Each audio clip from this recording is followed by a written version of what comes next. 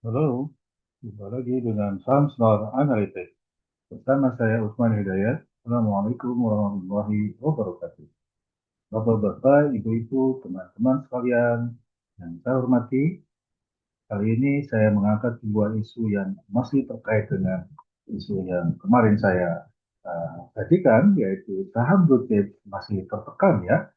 Jadi nada-nadanya kita tidak begitu meyakini akan data ekonomi yang akan dirilis awal minggu depan, atau awal bulan depan ya, sehingga saham blue chip LQ45 masih memerah. Bahkan dalam 3 hari beruntun LQ45 memerah meskipun hari ini dan kemarin IHSG begitu menguat ya.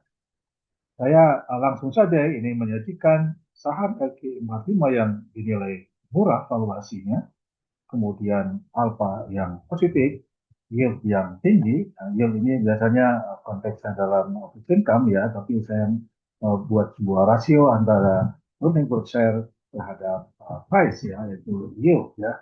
Kemudian tendensi menguat ya. Ini ada 7 saham yang bisa saya sampaikan dari sekian banyak yang saya pilih. Astra, Bank BRI, Cipta, kemudian Data Covid, Sumarekon, dan United Vector ya. Ini sebuah pandangan tidak ada maksud mempengaruhi, mengajak, merekomendasikan Bapak Ibu untuk membeli menjual saham tertentu ya. Tanggung jawab pada Bapak Ibu sekalian.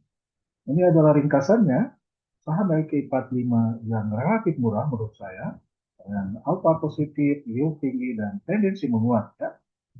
Tadi sudah saya sebutkan, ini last price, kemudian NTD return ya, ini return dari awal tahun 2025 hingga 28 Agustus hari ini. Kemudian alpha 1 bulan alpha positif ya, kemudian relative strength index di atas 30 dan ada tendensi sedang tren naik. Kemudian price earning ratio-nya yang dinilai relatif kecil ya, di bawah 12 kali. Kemudian price to book value-nya relatif kecil juga, di bawah 2,0. Kemudian return on equity-nya relatif besar ya, di atas 10%.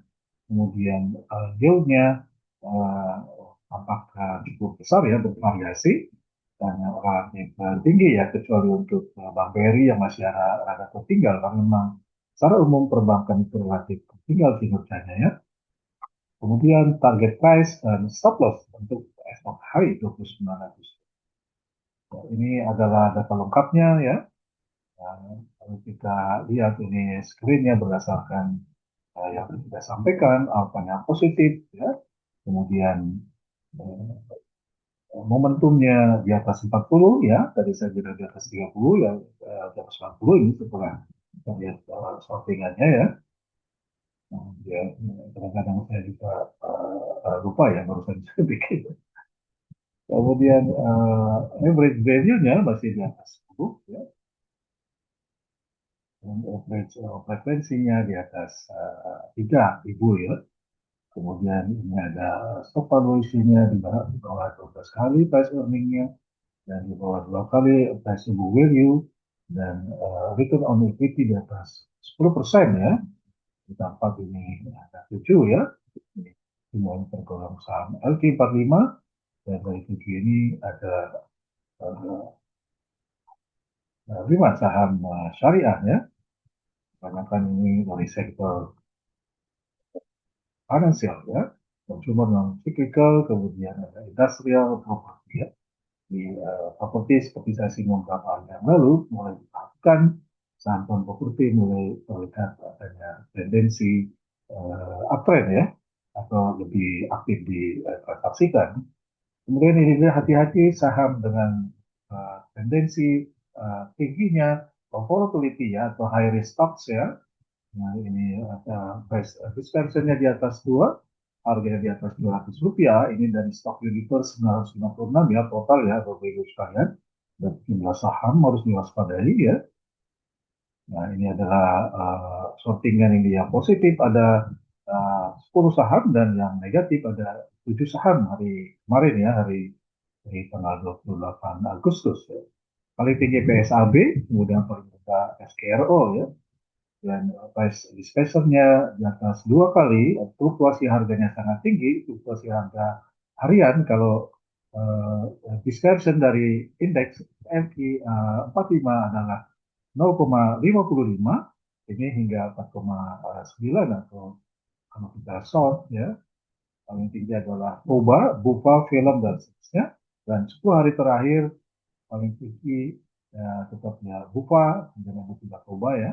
Hati-hati saham dengan fluktuasi harga yang tinggi, di samping juga volatility dari returnnya yang tinggi ya, di atas 3%.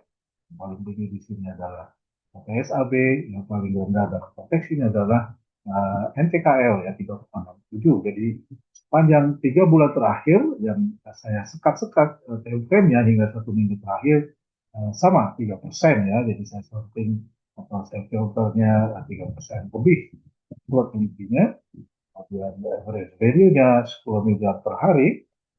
Dan tetap kita mempertimbangkan saham-saham dengan nilai transaksi yang tinggi dan aktivitas transaksi yang juga tinggi ya, di atas 3.000 kali per hari. Kemudian volatility di atas 50% dari frekuensinya ya. Ini menandakan saham-saham yang relatif memiliki kekuatan modal yang tinggi ya, atau memiliki kendali yang cukup tinggi di pasar ekuitas dalam negeri ya. Bursa Efek Indonesia maksud saya. Ini adalah target price dan stop loss. Dan kalau kita lihat sektoral, nah, basic material seperti kemarin ya, consumer ada, cyclical ada, non cyclical, energi, infrastruktur ya. Jadi kalau perhatikan infrastruktur dan basic material yang cukup dominan ya. Hati-hati dengan saham sektor-sektor ini yang terlihat dalam beberapa hari terakhir ini aktivitas transaksinya meningkat dan kecenderungan volatilitas atau risikonya sangat tinggi ya. Jadi catatan buat Bapak Ibu sekalian. Demikian mudah-mudahan bermanfaat. Saya akhiri. Wassalamualaikum warahmatullahi wabarakatuh. Terima kasih.